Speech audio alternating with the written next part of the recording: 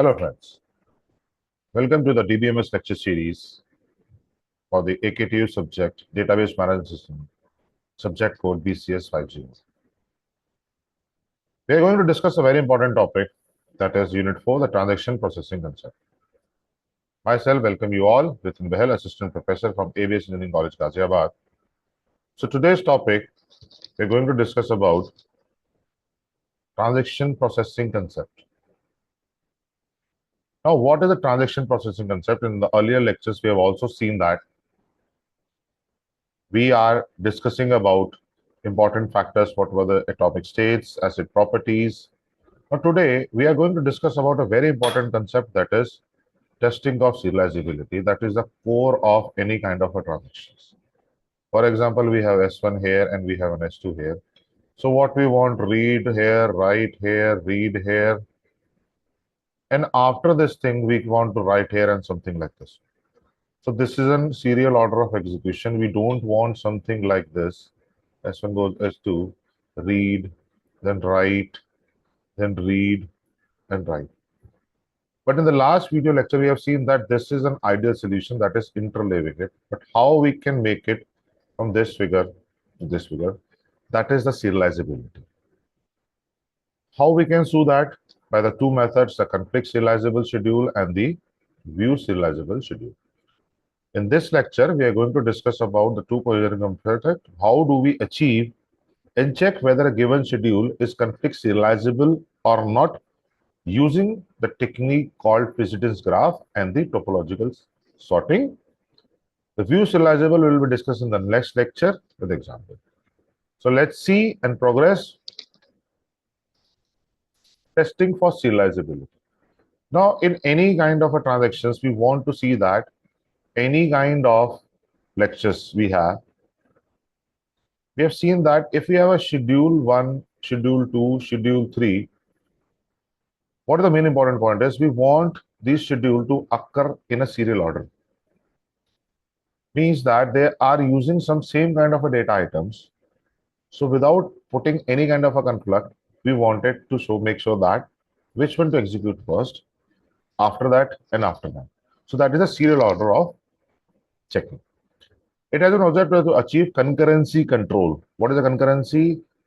To maintain the concurrent state of our data, means whatever thing has been there in the database should be intact in that case. Means if there is any kind of update, we need to update the system. If there is a read operation, we need to do the read operations. And we have also seen that in a whole our transaction unit, the two basic operations, that is read and write. Okay. So how do we can say that? We must show that schedules generated by the schemes are serializable. So how we can ensure that? By the first method, that is conflict serializable, and the next is the view serializable. The simple and the efficient method for determining conflict serializable schedule is known as the precedence graph. So when we talk about a precedence graph, we can say that we have a graph which have vertices and edges, but it is a directed graph. Okay, and we know that there are two operations, read and write operation, that is working in the transaction. So the order of the occurrence will only depend upon this thing. So let us see how we can proceed and what is the rule for making the precedence graph. The precedence graph method says it's conflict serializability of a concurrent schedule. Conflict serializability of a concurrent schedule can be tested using precedence graph method. The method says is we have G, V to E, where V is the set of the vertices and E is the set of the edges. Okay. Simple. So what we there is we have a vertices and we have edges. The set of edges consists of all the edges Ti, Tj, for which only three condition holds. So what basically says is how do we make a edge from one vertex to the another vertex? Ti executes write before the Tj read operations. T executes read Q before another write Q, and Ti execute Q before the T. So basically what they are saying is we have read operation and we have write operation. We have also seen that. Now when we draw a vertex from one edge to another edge, for example, we have these are three vertices. Okay, so I have put 1 number, 2 number, and 3 number here. Now if I have it is read X, followed by write X. And this is by one or two transactions. So I make a directed edge from read or write operation. This is first condition, that is execute write over the read, or we can say read X toward the right. That is the basic part. Let us say this is 3 by 2. So we are making 3 to 2 here. Now these are called a kind of a conflicting instructions. Now what are the conflicting instructions? Read and write, write and read, and write and write. These are referred as conflicting instructions. So on this basis, the precedence graph works. So if write Q occurs before TJ execute read Q, this is here. If read, this was the first case, and the last case is write X to write X. So let us say T1 to T3. So we have T1 to T3. So when we make this, all these things, if this graph by covering all these transactions, this order, if there is a cycle, if cycle exists, we will say that it is not conflict serializable. And if cycle does not exist, make sure my words, if cycle does not exist, then we can say that is a conflict serializable. Let us see the next slide. If the precedence graph for S has a cycle, then the schedule S is not conflict serializable. That's what I'm saying. If the cycle exists, and if the graph contains no cycle, we can say that S is a conflict serializable. Let us take the example of this transaction. So T1 and Tj. So there are two nodes, that is T1 and Tj. The first is write to read. So that is a conflicting instruction. So I make an arrow. Okay. Again in Ti and Tj, again this arrow. Again this and this arrow. So this diagram would be there. Now, no self loop is accepted. So make sure you don't go to self loop part. Okay.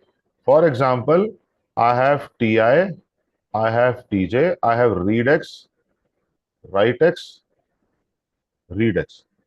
So the conflicting instruction is this only.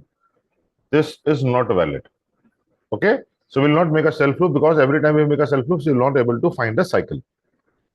Now, once we done this thing, what is a serial order of execution of transaction? Because we know that we need to find it out. By this method, we can assure that, okay, yes, conflict serializable schedule give you a chance to find it out whether the serializability exists or not. If it fails, we have to go to another logic, that is the view serializable. So the best method to use is view serializable, that is 100% assurance whether the schedule would be serializable or not. If it fails for view serializability also, then we can 100% assure says that it is not serial order execution can be possible. Whereas in conflict serializable, if the cycle exists, still we need to check for conflicts for view serializable. If cycle doesn't exist, we need to stop the process. So, but how do we proceed for the serial ordering? For serial ordering, a serializability order of the transaction can be obtained through the topological sorting. Which one to occur first, Ti to Tj or Tj to Ti? This we need to find. That was our basic concern, which determines a linear order consistent with the partial order of the precedence graph. So let's see how do we get it. So it's a very simple thing. Now, if you see things in Ti, Tj, and so on, so what they're saying is, now Ti, Tj, and so on. So what basically in degree we have to use? In degree, what in degree means is incoming arrows, for a shorter form, incoming arrows for all vertices. We'll count this thing and we start the serial execution with the minimum order of the minimum order or degree or minimum degree of the that transaction. What basically says is the topological order says that if we have transactions, for example, let us take this graph Ti to Tj, Ti to Tj, then Tk. This is an arrow, this is an arrow, then Tm arrow is there, then Tm arrow is there. So what is the in degree of Ti? 0, because there is no incoming arrow. 0. Similarly, What is the in degree of Tj? There is 1 because only one arrow is coming. Similarly, for Tk, it is 1 and Tm, it is 2. So what would the order of sequence? It is written here. We start with Ti, that is must. We can start with Tj, then Tk, then Tm, or we can have Ti followed by Tk, followed by Tj, followed by Tm. That is written in this order. Okay. So this is the topological order of finding a serial execution when there is no cycle. Similarly, this is happening here. So see that in degree of T1, in degree of T1 is what?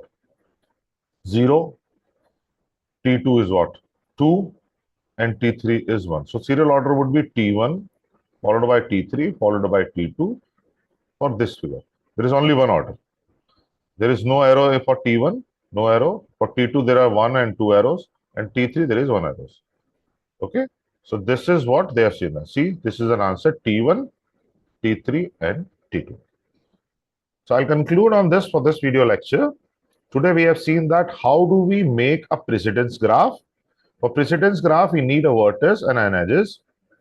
Depending upon, we need to find the conflicting instructions. The conflicting instructions and read and write on the same data item, write and read on the same data item, and write and write on the same item. If we found these conflicting instructions on different transactions, not on the same transactions, we make a directed edge. And after completing all this thing, if a cycle exists, we say that it is not conflict serializable schedule. We need to follow for the view serializability. And if there is no cycle, we can say that it is conflict serializable. And with the topological sorting method, we will find the serial order of the execution. So for any kind of serial schedule, we need to follow these 3 steps. I hope you learn this lecture and the important points. These are the references. Thank you.